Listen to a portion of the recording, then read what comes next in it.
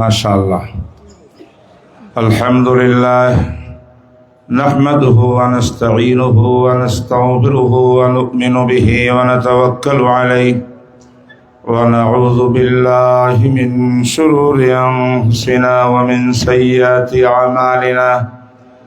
মান ইয়াহদিহিল্লাহু ফালা মুদিল্লা লাহু ওয়া মান ইউদ্লিল ফালা হাদিয়া লাহু।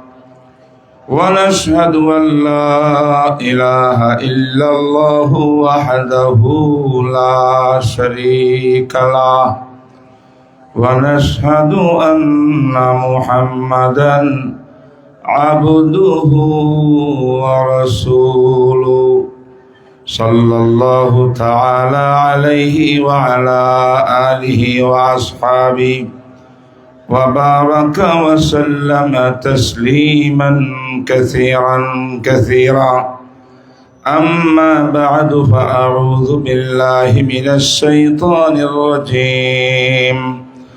بسم الله الرحمن الرحيم. هو الذي أرسل رسوله بالهدى ودين الحق ليظهره على الدين كله ولو كره المشركون. صدق الله مولانا العظيم. وقال النبي صلى الله عليه وسلم كن عالما أو متعلما أو متبعا أو محبا ولا تكن خامس فتهلك أو كما قال النبي عليه الصلاة والسلام. درود شريف. اللهم صل على محمد. সবাই পড়েন اللهم صل على محمد وعلى آل محمد كما صليت على إبراهيم وعلى آل إبراهيم إنك حميد مجيد. اللهم بارك على محمد وعلى آل محمد كما باركت على إبراهيم وعلى آل إبراهيم إنك حميد مجيد. যারা পাশে দাঁড়িয়ে আছেন ভিতরে জায়গা থাকলে আপনারা বসে পড়ুন। খুব বেশি সময় আলোচনা হবে না এবং জরুরি কিছু কথা আপনাদের সামনে শেয়ার করতে চাই। আল্লাহ পাক আজকের এই মাহফিলকে আমাদের সকলের নাজাতের উসিলা বানিয়ে দেন। সিরাজগঞ্জের ঐতিহ্যবাহী দ্বীনি বিদ্যাপীঠ, আমরা রেলওয়ে মাদ্রাসা বলি, এই প্রতিষ্ঠানের আজকের সালানা মজলিস আন্তর্জাতিক বড় বড় ব্যক্তিত্ব যাদের বয়ান বিভিন্ন ভাষায়, উর্দু ভাষায় শুনেছেন, এক একজনকে বাংলাদেশে আনতে কয়েক বছরের পিছনে মেহনত করতে হয়। কিন্তু আমাদের হযরত মাওলানা মুফতি নজরুল ইসলাম সাহেব, ওনার একটা কেরামত বলতে হয় যে তিনি এই মাহফিলের ভিতরে প্রায় 1 ডজন ওলামায়ে কেরামকে জমা করে ফেলেছেন। আলহামদুলিল্লাহ। তাদের বারাকাত, তাদের বক্তব্য, তাদের এই চেয়ারে বসা, বক্তব্য দেওয়া, কি দিলেন বড় কথা নয়, তাদের চেহারা দেখা, এখানে আসাই, তাদের সামনে বসাই আমাদের নাজাতের উসিলা হয়ে যাবে ইনশাআল্লাহ। কোরআনে কারীমের একটি আয়াত শরীফ তেলাওয়াত করছি। আল্লাহ পাক রব্বুল আলামিন বলেন আমার নবীর শানে, হুয়াল্লাযী, তিনি সেই আল্লাহ যিনি আরসালা রাসূলাহু বিল হুদা, যিনি রসুলকে, ওনার নবীকে, রসুলকে পৃথিবীর বুকে প্রেরণ করেছেন বিল হুদা, হেদায়েতের লাইট নিয়ে। বলেন সুবহানাল্লাহ। ওয়া দীনিল হক, আরেকটা সত্য বিধান দ্বীনে হক নিয়া, হেদায়েত, আলো আর মেইন জিনিস দ্বীনে হক, এই দুইটা নিয়ে আল্লাহ পাক আমাদের নবীকে প্রেরণ করেছেন।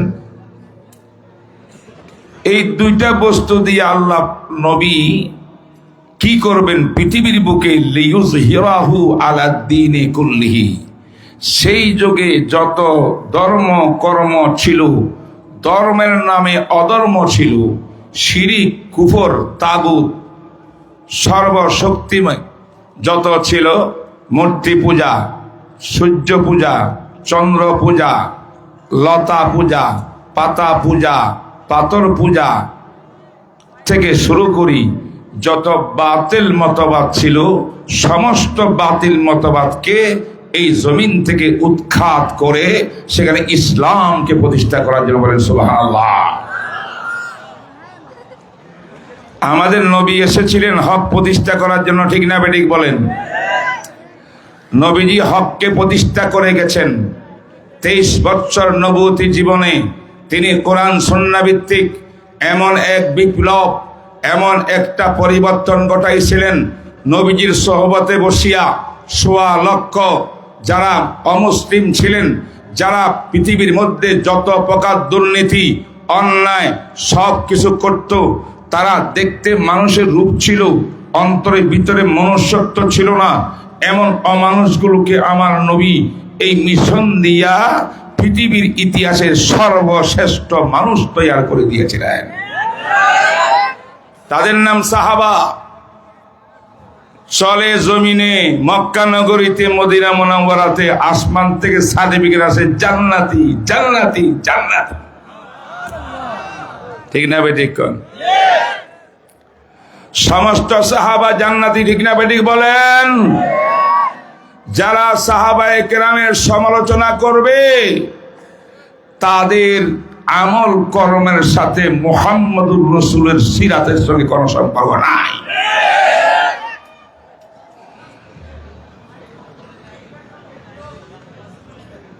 বন্ধুরা আমার, 1.25 লক্ষ সাহাবা,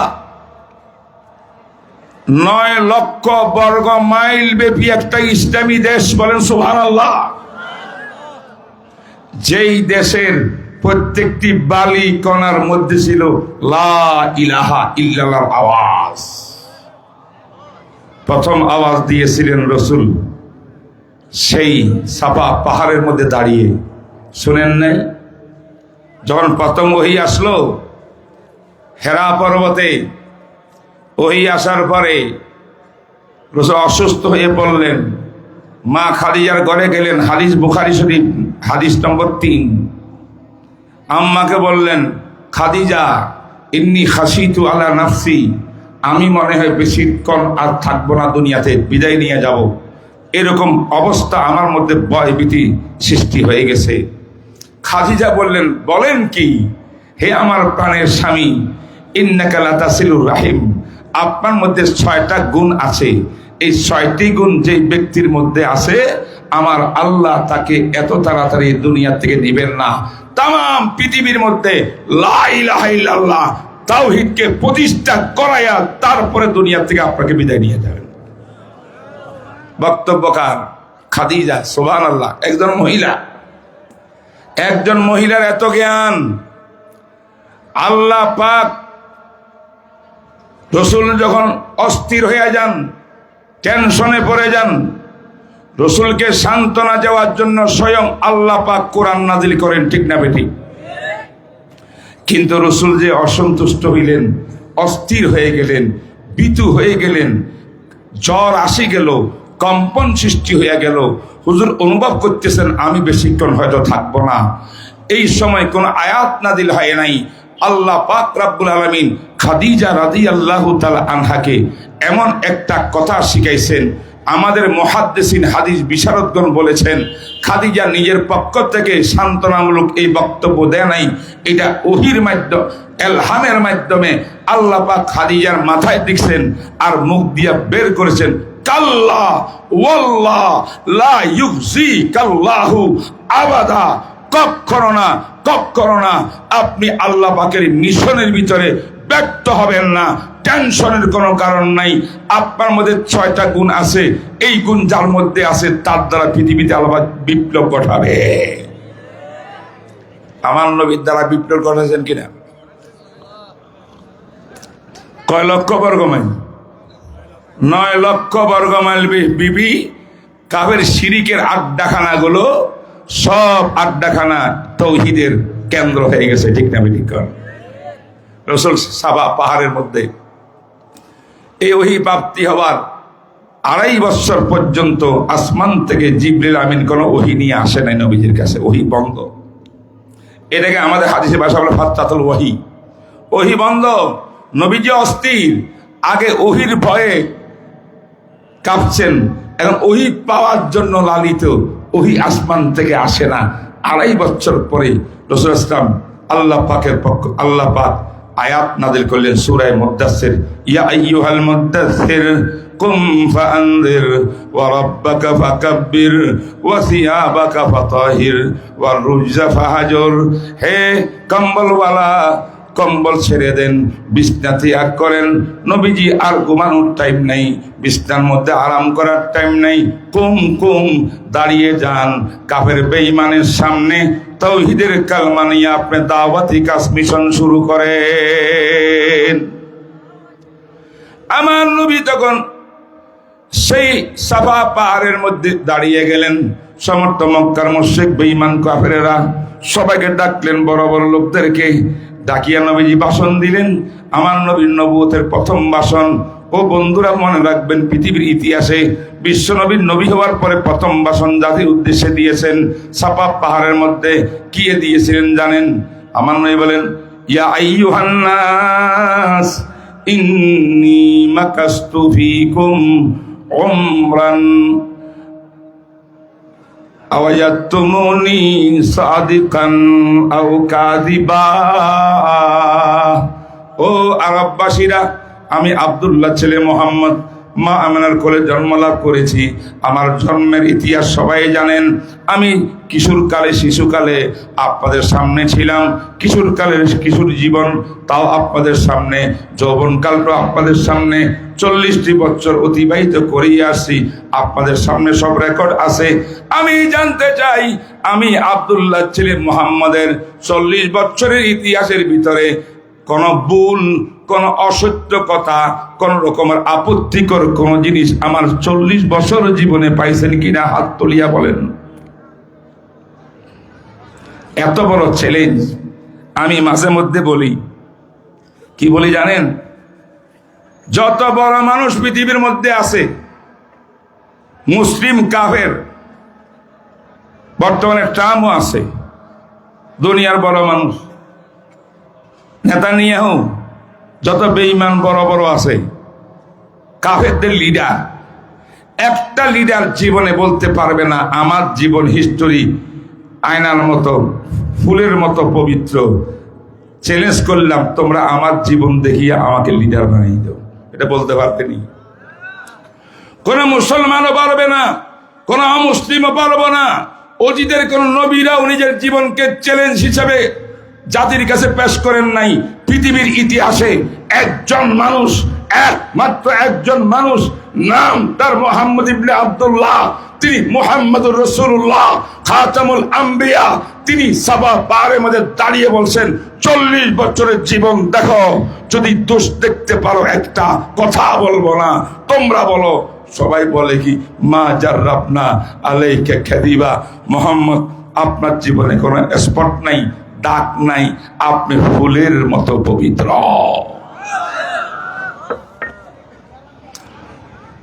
আল্লাহ নবী বলেন, যদি আমি এত পবিত্র সত্যবাদী হই, আজকে একটা মহা সত্য কথা তোমাদের সামনে বলবো, বিশ্বাস করবানি 100%। তখন নবী বলেন, ইয়া আইয়ুহান নাস কুলু, বলেন না, কুলু লা ইলাহা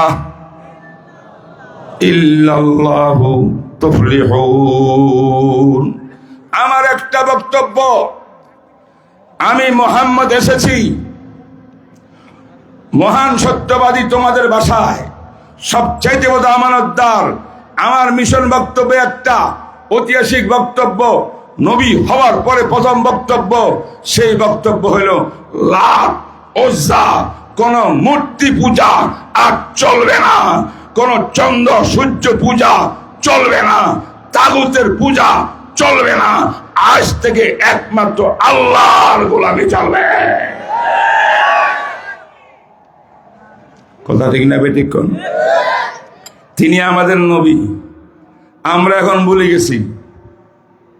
গেছি কিনা? আমাদের নবীর পরে এই দায়িত্ব কার? ওয়ারাসাতুল আম্বিয়া, আমাদের দায়িত্ব।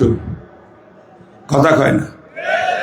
যেই বক্তব্য নবীজির ছিল, সেই বক্তব্য নবীর 23 বছরে ঊর্ধ্ব হয়েছে কোনদিন? সাহাবায়ে কেরামের 110 বছর পর্যন্ত সাহাবাদের যুগ ছিল, উড্র হয়েছে কোনোদিন? তাবিনের যুগে উড্র হয়েছে না। সাফা পাহাড়ের ভিতরে যে লা ইলাহা ইল্লাল্লাহর আওয়াজ চলছে, এই আওয়াজ একদিন এক সেকেন্ডের জন্য বন্ধ হয় নাই। সে সাফা পাহাড়ে রয় নাই। মক্কার থেকে মদিনায়, মদিনার থেকে ইয়ামান, ইয়ামান থেকে সিরিয়া, পুরা পৃথিবীর ভিতরে যেখানে মুসলমান সেখানে লা ইলাহা ইল্লাল্লাহ, যেখানে মুসলমান লা ইলাহা ইল্লাল্লাহ। আমেরিকায় লা ইলাহা ইল্লাল্লাহ, ইউরোপে লা ইলাহা ইল্লাল্লাহ, রাশিয়াতে লা ইলাহা ইল্লাল্লাহ, এশিয়াতে লা ইলাহা ইল্লাল্লাহ। যেখানে নবীর গোলাম সেখানে লা ইলাহা ইল্লাল্লাহ।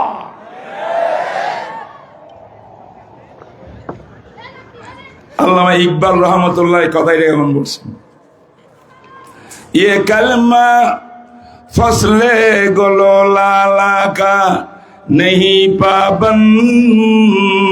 सुभान अल्लाह कोई ना। ये नगमा ये कलमा फसले गोलो लाला का नहीं पाबंद।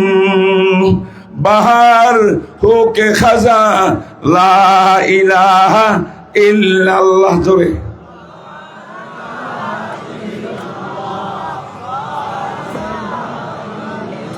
এই কালেমা তৌহিদের দাওয়াত, এটার কোনো প্রতিবন্ধকতা নাই। আকাশেও লা ইলাহা ইল্লাল্লাহ, বাতাসেও লা ইলাহা ইল্লাল্লাহ, জমিনেও লা ইলাহা ইল্লাল্লাহ, বাংলাদেশেও লা ইলাহা ইল্লাল্লাহ, বাংলাদেশের পার্লামেন্টেও লা ইলাহা ইল্লাল্লাহ। তাই বলতে চাই, আগামীতে নির্বাচন আসতেছে, কে ক্ষমতায় যাবে কেউ যাবে না, আল্লাহ ছাড়া কেউ জানে না। ও ভাই, জনগণ যাকে চায় আপনি ক্ষমতার আসনে যান, এমপি হন, মন্ত্রী হন, পার্লামেন্টে যান, দেশ চালান। আমরা একটা কথা বলবো, সেটা হলো লা ইলাহা ইল্লাল্লাহর সঙ্গে বেঈমানি করিয়া কেউ ক্ষমতায় যাইতে পারবে না, পারবে না, পারবে না।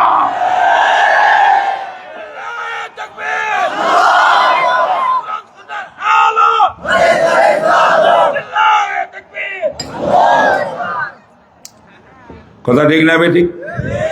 জুলাই বিপ্লবে এই দেশের যুবকরা, মুসলমানরা দেখিয়েছেন যে আমরা লা ইলাহা ইল্লাল্লাহর পক্ষের মানুষ। এত রক্ত, এক সাগর রক্ত, শাপলা চত্বরের ওলামা তালাবাদের রক্ত, এত রক্তের বিনিময় দেশটা একবার স্বাধীন হয়েছে। জুলাইতে একটা ফ্যাসিস্ট সরকার, সেই ফেরাউনের মতো লোক বিদায় নিয়েছে, ফাঁসির হুকুম পর্যন্ত হয়ে গেছে। আমাদের এই দেশ এখন পবিত্র, দেশ এখন স্বাধীন। এই স্বাধীন দেশে, শাহ পরানের দেশে, শাহ জালালের দেশে, হাজার হাজার আউলিয়া কেরামের দেশে, মুফতি ফয়জুল্লাহর দেশ, মুফতি আজিল হক সাহেবের দেশ, হাবিবজি হুজুরের দেশ, মাওলানা আতহার আলীর দেশ, শামসুল হক ফরিদপুরীর দেশ, এই দেশ শেখুল হাদিসের দেশ, এই দেশ মুফতি আমিনের দেশ, এই দেশ জনমনাই মরহুম পীরের দেশ। এই পবিত্র দেশে আর আমরা অন্য কেউকে দেখতে চাই না। কালমাকে যারা শ্রদ্ধা করে, ইসলামকে, দাড়ি টুপিকে শ্রদ্ধা করে, তাদেরকে দেখতে চায়। কথা পরিষ্কার না গোলমোল আছে? যদি আমার কথা পুরা বুঝে না আসে, জোনায়েদ আল হাবিব আসতেছে, সে আর একটু ভালো করে বুঝাই দিব। কথা ঠিক না? আমি ঠিক বলেন? আমার বুঝা নেই আর ওনার বুঝার মধ্যে একটু বেশ কম হইতে পারে। আমারটা আমি বলে যাচ্ছি। আমি কি করছি? ক্ষমতা কারা আসবে, আল্লাহ কাকে আনবেন আমরা জানি না। যে আসুক, বলেন যে আসুক, আলেম সমাজকে, ইসলামকে, খতমে নবুয়তকে, এই দেশের মসজিদ মাদ্রাসাকে, তাবলীগকে, দাড়ি টুপিকে, ইসলামের সমস্ত কৃতকর্মকে স্বীকৃতি দিয়া পার্লামেন্টে বসতে হবে। একটুকু কোরআন নিয়ে চিনিমিনি খেললে একদিনও রাখা যাবে না, যাবে না, যাবে না।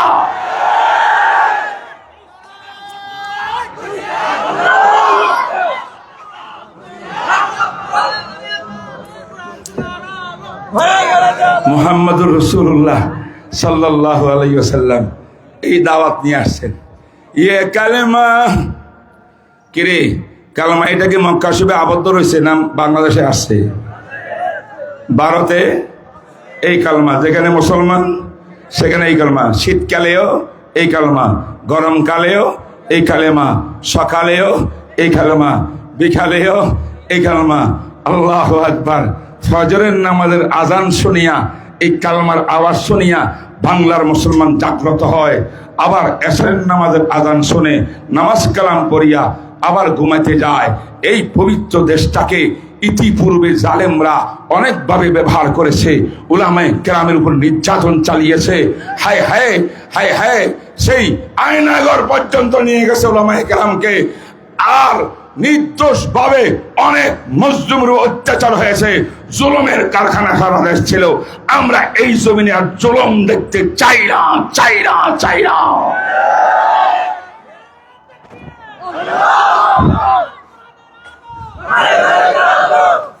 জনাবে মুহাম্মদুর রাসূলুল্লাহ সাল্লাল্লাহু আলাইহি ওয়াসাল্লামের সিরাত জীবনী আপনারা জানেন, শুনে রাখেন, মনে রাখবেন। সিরাতুন নবীর বিশ্লেষণ অনেক লম্বা। ওই দিন বগুড়া আমি সামান্য আলোচনা করেছিলাম। বিশ্বনবীর সিরাতের শিক্ষার মধ্যে সবচেয়ে বড় শিক্ষা হইল আমার নবী এসেছিলেন বিশ্বের মানুষকে জুলুম থেকে মুক্ত করার জন্য। ঠিক না ঠিক? অতএব আমার নবীর সিরাত যদি জুলুম থেকে মুক্ত করা হয়, তাহলে এই জমিনে আবার জুলুম হইতে দিবেন আপনারা? জুলুমের দিন শেষ। জুলুম কাকে বলে? জুলুম বলে আমি আমার ব্যক্তির উপরে নিজে জুলুম করি। অর্থ কি?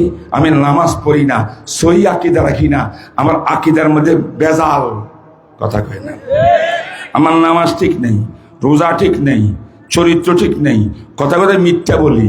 এটা কিসের? আমার উপরে জুলুম। ঠিক না বেঠিক? আমার বিবির উপরে আমি যদি জুলুম করি, অর্থ কি? বিবির হক আছে কিনা আমার উপরে? বিবির হক, স্বামীর উপরে যা কিছু আছে প্রত্যেকটাকে আদায় করার নাম ইনসাফ। রাসূলুল্লাহ এই জন্য এসেছিলেন। কিন্তু কোন স্বামী স্ত্রীর অধিকার থেকে বঞ্চিত করলে এটা জুলুম হয়। এই জুলুমকে প্রতিহত করার জন্য মুহাম্মদ রাসূলুল্লাহ আগমন। ও আমার ভাইরা, আমাদের সন্তানের প্রতি আমরা পিতামাতারা জুলুম করি। সন্তানের প্রতি জুলুম কি? তাকে সঠিক আল্লাহ রসুল চিনে মতো এমন একটা শিক্ষা দেওয়া দরকার, যে শিক্ষার নাম ইসলামী শিক্ষা, কোরআনের শিক্ষা। এটা দেওয়ার পরে ডাক্তার হন, ইঞ্জিনিয়ার হন, ব্যারিস্টার হন, নো প্রবলেম, সমস্যা নাই। কিন্তু আমরা দুনিয়ার লোভে পড়িয়া ইসলামী শিক্ষা বাদ দিয়া আমরা আমাদের সন্তানদেরকে ইংলিশ মিডিয়ামে দিয়া তাদেরকে নাস্তিক, বেঈমান, কবি, চৌধুরী, আমর শরীফ হবার সুযোগ করিয়া দিই। যদি দিয়া থাকি, আমরা পিতামাতার জুলুম করি সন্তানের উপরে। ঠিক না ঠিক? আমার নবী এই জুলুম উৎখাত করার জন্য এসেছে। এটা হাদিস শোনাই, শুনবেন।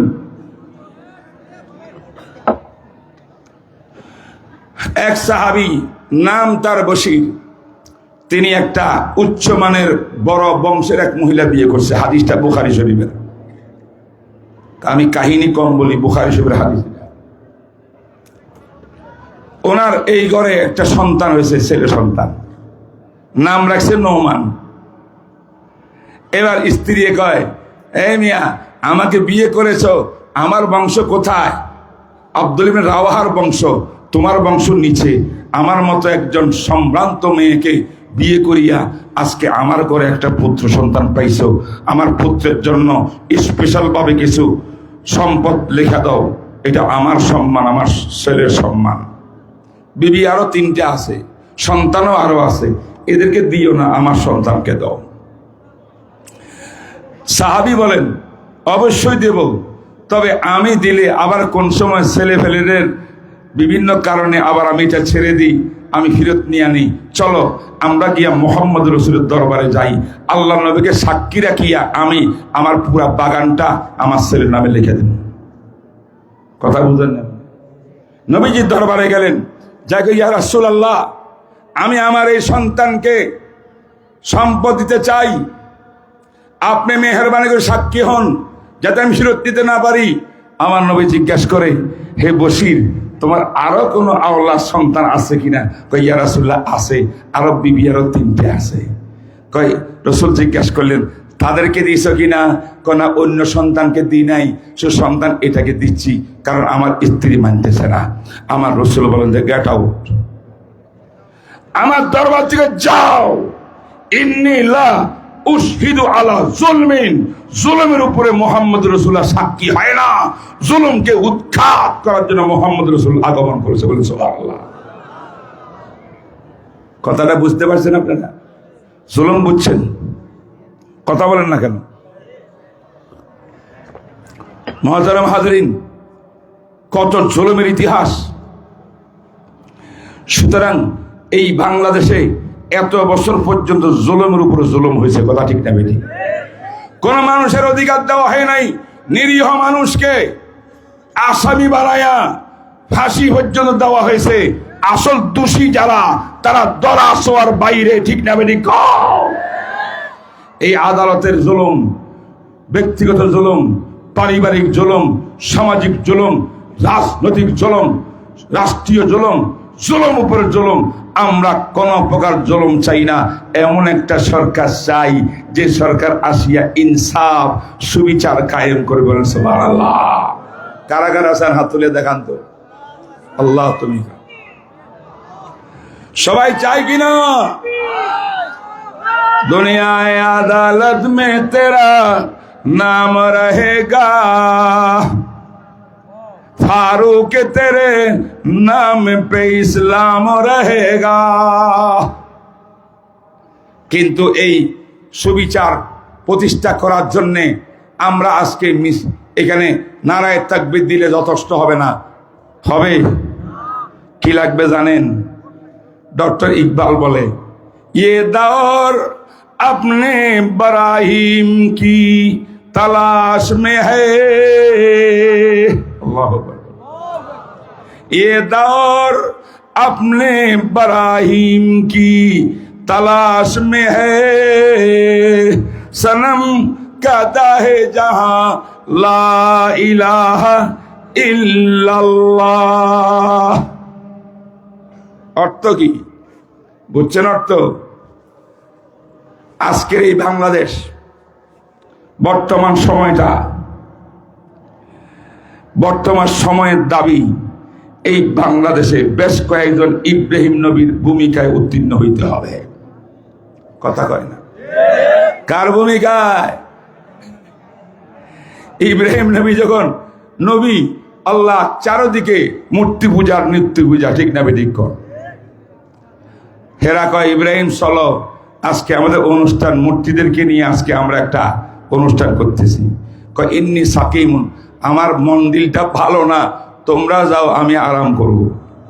এদেরকে পাঠাই দিয়া ইব্রাহিম নবী কি লইছেন? কয় না, কুড়াল নিছেন।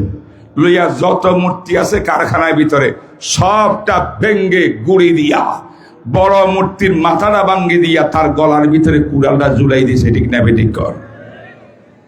এবার যখন তারা আসছে, ঈদ টিদ পালন করি আসি, দেখে হায় হায় পূজা কমু কাকে? যাদেরকে পূজা করতাম একটাও তো নাই, সব মাটির লোকে ফিনিশ হয়ে গেছে। ঠিক না বেঠিক বলেন? এবার কয় এই কাজ তো ইব্রাহিম ছাড়া আর কেউ করতে পারে না। হেরে মাঝে মধ্যে দেখি আমাদের সঙ্গে মতবিরোধ করে, হে আমাদেরকে পছন্দ করে না, এই লোকটাই করবে, এই আমাদের শত্রু। হে ইব্রাহিম তুমি করছো নাকি? ইব্রাহিম যদি কয় আমি করি নাই, এটা মিথ্যা হবে, আমি করলেও সমস্যা হবে। ইব্রাহিম বলে বাল ফাআলাহুম কাবীরুহুম, অবস্থার পরিপ্রেক্ষিতে মনে হচ্ছে তোমাদের বড় খোদাটাই সবাইকে বাঙ্গি সুরমার করে দিয়েছে। কারণ কুড়াল তো কার কলায়? বড়টার কলায়। সত্য মানে মিথ্য হয় নাই, কথাটা মানে তাদেরকে বুঝাই দিয়েছে এটা। বাল ফাআলাহুম কাবীরুহুম। উলামায়ে কেরাম বলছেন ফাআলাহুম কাবীরুহুম মানে তোমরা যেই মূর্তি পূজা করো এইগুলা তো কোনো তোমাদের খোদা নয়, এদেরও একজন বড় খোদা আছে, কবির বড় খোদা। সেই খোদা আমার আল্লাহ, অর্থাৎ আল্লাহর নির্দেশে আমি ইব্রাহিম করেছি। এই হলো এই আয়াতের অর্থ। বলেন সুবহানাল্লাহ। একজন ইব্রাহিমে মূর্তি শেষ করে মাটির সঙ্গে ফিনিশ করে দিয়া এরপরে তাওহীদের লাইট জ্বালাইছে। ঠিক না বেঠিক? কথা কয় না? তাইলে এই বাংলাদেশে ডক্টর ইকবাল রহমতুল্লাহ দাওসে ইকবাল বলে এই যুগটা বর্তমানে ইব্রাহিম নবীর মতো ঈমানওয়ালা চায়। লা ইয়াখাফু লাওমাতান লাইম, কাউকে ভয় করে না, কাউকে পরোয়া করে না, বুক ফুলাইয়া বলে আমি মুসলিম, আমি মুসলমান, আমার সংবিধান কোরআন, কোরআন মতো আছি, কোরআনের বিধানের বাইরে আমরা নাই, এমন বক্তব্য দেওয়ার কোন মানুষ যদি তৈরি হয়, সেই দিন এদেশে ইনসাফ প্রতিষ্ঠা হবে। কথা বুঝতে পারেননি?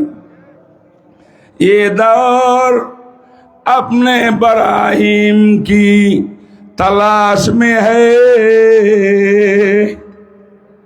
सनम कादा है जहां ला इलाहा इल्लल्लाह, बोलें ना ला इलाहा इल्लल्लाह, ला इलाहा इल्लल्लाह।